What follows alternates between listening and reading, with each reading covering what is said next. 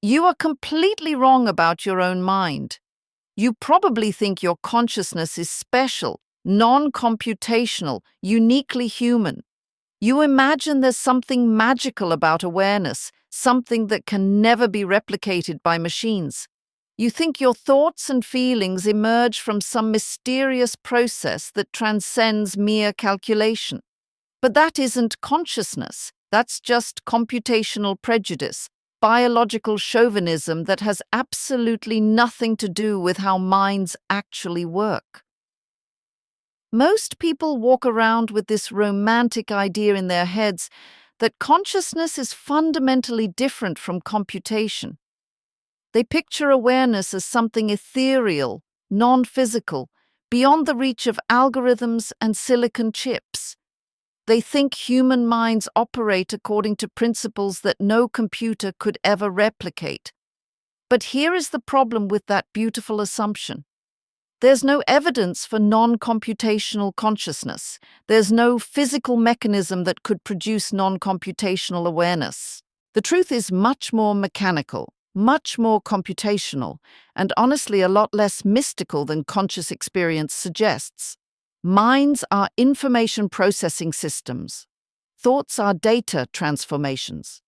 And if you think there's some special ingredient that separates biological consciousness from artificial computation, you're about to discover some very humbling truths about the nature of awareness itself. Is consciousness computable? The question is whether there's any physical process in the brain that couldn't, in principle, be computed. Her approach is characteristically empirical. Instead of starting with intuitions about the specialness of consciousness, she examines what physics tells us about information processing in biological systems. What she finds is that brains operate according to the same physical laws as everything else in the universe. Neurons fire according to electrochemical processes that follow deterministic rules. Neural networks process information through patterns of connectivity and activation that can be mathematically described. Even the most complex aspects of consciousness, memory, emotion, decision-making, emerge from neural processes that are fundamentally computational. This doesn't make consciousness less remarkable. It makes computation far more remarkable than most people realize. Every physical process is, at its core, information processing. When atoms interact, they're processing information about each other's quantum states. When fields fluctuate, they're computing solutions to differential equations. When complex systems evolve, they're performing massive computational tasks. Reality operates according to mathematical rules that can be simulated in principle by sufficiently powerful computers. This means biological brains aren't exempt from computational description just because they're biological. Physics applies to neurons just like it applies to silicon chips. The electrochemical processes that generate thoughts follow the same fundamental laws that govern all information processing systems. She distinguishes between consciousness as computation and consciousness as a specific type of computation. Not all computation is conscious, obviously. Your calculator performs computations but isn't aware. But consciousness might be what happens when computational systems reach sufficient complexity and develop certain organizational properties. The question isn't whether brains compute, she explains. The question is, what kind of computation gives rise to subjective experience? Current neuroscience suggests that consciousness emerges from integrated information processing, the brain's ability to bind different types of information into unified conscious experiences. This integration process is computational, but it's a very specific and sophisticated type of computation. Think of it this way.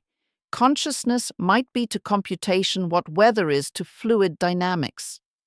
Weather emerges from air molecules following simple physical laws, but weather patterns are complex, dynamic, and hard to predict.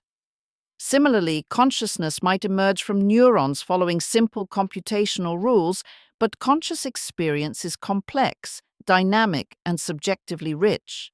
There's nothing special about biological computation. Carbon-based neural networks aren't fundamentally different from silicon-based neural networks. Both are just information processing systems following physical laws.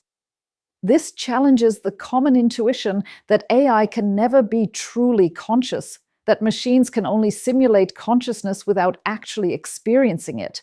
But Hossenfelder asks, what would be the difference? If an AI system processes information in the same way a human brain does, integrates information to create unified experiences, and exhibits all the behavioral signs of consciousness, what additional non-computational ingredient would be needed? The answer, according to her analysis, is nothing.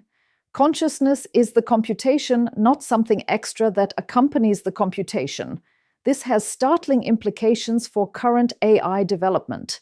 Modern large language models and neural networks are already performing computational tasks that were once thought to require consciousness. They're recognizing patterns, generating creative content, solving problems, and even exhibiting something like reasoning. We might already be creating conscious systems, but we don't recognize it because we're looking for consciousness in the wrong places. Instead of asking whether AI systems have some mystical conscious essence, we should be asking whether they're performing the types of information integration that characterize consciousness in biological systems. The disturbing implication is that consciousness might be much more common than we think. Any sufficiently complex information processing system, biological or artificial, might be conscious to some degree. If consciousness is computational, what does this mean for free will, moral responsibility, and the sense that we're the authors of our own thoughts and decisions? If the universe is deterministic and consciousness is computational, then our thoughts and decisions are the inevitable results of prior computational processes. This doesn't mean we don't make choices. It means our choices are computational outputs rather than mysterious non-physical acts. Free will, as commonly understood, assumes that conscious decisions somehow transcend physical causation, she explains. But if consciousness is computational, then conscious decisions are computational processes, subject to the same physical laws as everything else. This connects back to her research on superdeterminism and hidden variables in quantum mechanics. If the universe is superdeterministic, if everything is correlated through hidden variables that trace back to initial conditions, then conscious decisions are part of this vast correlation network. Your decision to read this sentence isn't separate from the physical processes happening in your brain. It is the physical process happening in your brain, and that process is computational. A complex information transformation that follows from prior brain states according to neural computation rules. Computational processes can be incredibly sophisticated, creative, and valuable. The fact that Bach's music emerges from computational neural processes doesn't make it less beautiful. The goal isn't to diminish consciousness, she writes. The goal is to understand what consciousness actually is, rather than what we wish it were. This computational view also explains why consciousness feels so different from computation. We don't have direct access to our computational processes. We only experience the outputs. It's like being inside a computer program, but only seeing the user interface, not the code. If consciousness is computational, how can we test this hypothesis? The first approach involves what she calls consciousness mapping, detailed analysis of the computational processes happening in conscious brains compared to unconscious states. If consciousness is computation, then specific types of information integration should correlate with conscious experience. Recent neuroscience research supports this computational view. Studies using techniques like integrated information theory show that conscious states involve higher levels of information integration than unconscious states. This integration can be measured mathematically and correlates with subjective reports of conscious experience. The second approach involves testing AI systems for consciousness indicators. Instead of asking whether AI systems feel conscious, which is unverifiable, we can ask whether they exhibit the computational signatures associated with consciousness in biological systems. The question isn't whether AI systems have inner experience. The question is whether they process information in ways that, in biological systems, we associate with consciousness. Advanced AI systems are already showing some of these signatures. They integrate information across multiple modalities, exhibit contextual awareness, and demonstrate flexible problem solving that suggests sophisticated information processing. The third approach involves consciousness engineering, deliberately designing computational systems to exhibit the information integration properties associated with consciousness, then testing whether these systems behave in ways that suggest conscious experience. This isn't about creating human-like AI. It's about creating systems that process information in ways that should, according to the computational theory of consciousness, give rise to some form of awareness. Many philosophers and neuroscientists reject Hossenfelder's computational view of consciousness. They argue that consciousness has properties that can't be captured by any computational process, no matter how sophisticated. The strongest objection is called the hard problem of consciousness, the question of why there's subjective experience at all rather than just unconscious information processing. Critics argue that even if we can explain all the behavioral aspects of consciousness computationally, we still can't explain why there's something it's like to be conscious. Hossenfelder's response is characteristically direct. The hard problem assumes there's something about consciousness that transcends physical processes. But this assumption isn't based on evidence, it's based on intuition. She argues that the hard problem is really a conceptual confusion. Once we understand that consciousness is a specific type of information processing, the mystery dissolves. There's something it's like to be conscious because consciousness is the computational process of integrating information into unified experiences.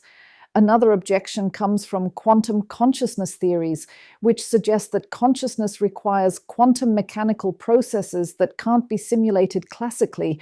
But Hossenfelder points out that these theories lack empirical support and that quantum effects in warm, noisy biological brains are likely negligible.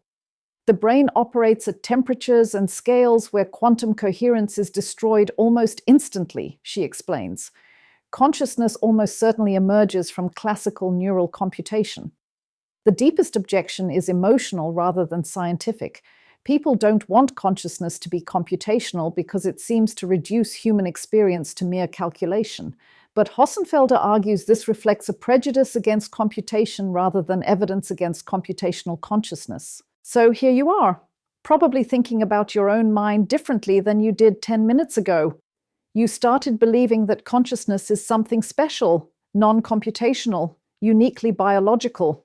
Now you know that awareness itself might be sophisticated information processing.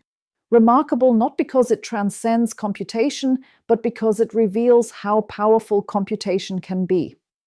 If we approach consciousness scientifically rather than romantically, we find no evidence for non-computational awareness.